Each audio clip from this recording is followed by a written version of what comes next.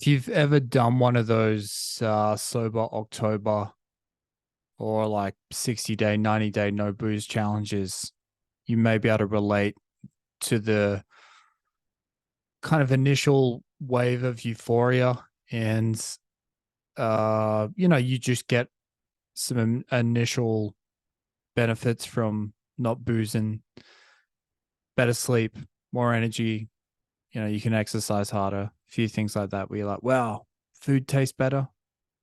You maybe allow yourself more sweet treats or bullshit like that because you're like, I'm not just downing empty calories. And then you get through that initial wave and then you're like, I'm bored as fuck.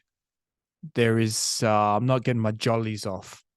And so your jollies are stuck within you and you're like, okay, I've limited something terrible, or, you know, just slightly annoying, but I haven't replaced it with anything. And so now I'm bored. And I've got all these jollies and I don't know what to do with them. Hence the term like, what is it? Dry drunks. I could definitely relate to that where I don't think I've ever flipped out in a extreme way because I've just been like desperate for a drink, but you feel a little bit more on edge because you're like, I'm not getting the release that I was getting before. And so the way I see it is that basically like you can either you can it's smart to like limit the vampires in your life. So you structure your life so that you're not bothered by things that are bothersome. That's smart to do that. But then what happens if you do that? If you leave it there, then you're left with the vampire inside yourself, who's kind of like the ultimate vampire, really, because he knows all your tricks. He lives within your subconscious and he's not going anywhere. You can kind of like manage him, but he's always going to be there. And so I think the way that you can kind of like silence him is that you can go towards like good stuff or things that you want, aspirational, you know, dream board bullshit.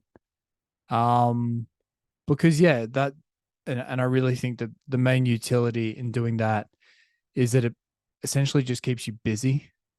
Like you don't really have time to kind of ponder the the bullshit of life because you're like too busy doing something else.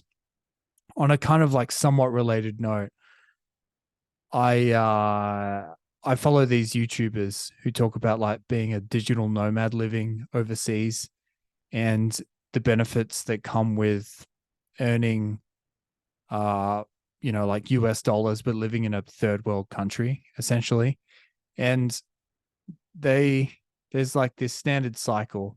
I've got a lot of feelings on this because essentially I think that those people who are playing that game, you're always kind of like there's always a clock running on in the background for wherever you're living because if somewhere's really affordable, then eventually it's going to become more popular. If you're there, basically more cunts just like you are going to be there, and then that's going to make it more expensive, and then you're going to have to look for another place. But I think certain people don't mind that because it's more like the challenge of getting over there, like escaping rising inflation and less benefits, longer work hours, just a decreasing standard of living in the United States or the UK or Australia.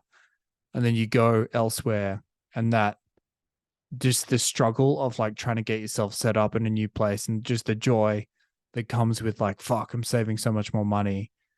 But then eventually you're just left with life, like the same monotony and the same kind of just bullshit, day to day bullshit. Oh fuck, there's a power outage, or what internet plan should I get? It's the same shit, different place, kind of. And eventually the benefits of like, okay, the arbitrage, yeah, that's great. I'm saving more money, but that wears off. It becomes your new normal. And so then you're left with yourself once again. You're like, hang on, what am I am I running away from something or am I chasing something good. Do you know what I mean?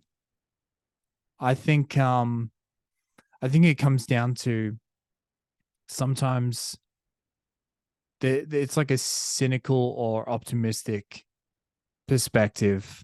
I think you're either like leaning one way or the other, and I would assume optimists probably appraise like I don't know, it's hard to say.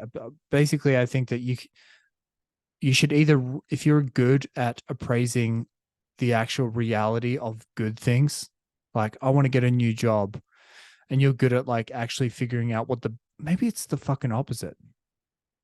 I've completely confused myself with this one. Maybe cynics should be running towards that, they should be more focused on running towards good things, like a better job or a better girlfriend or whatever, because they're the ones who are actually going to be able to be realistic about what is negative about it, and get a real honest appraisal.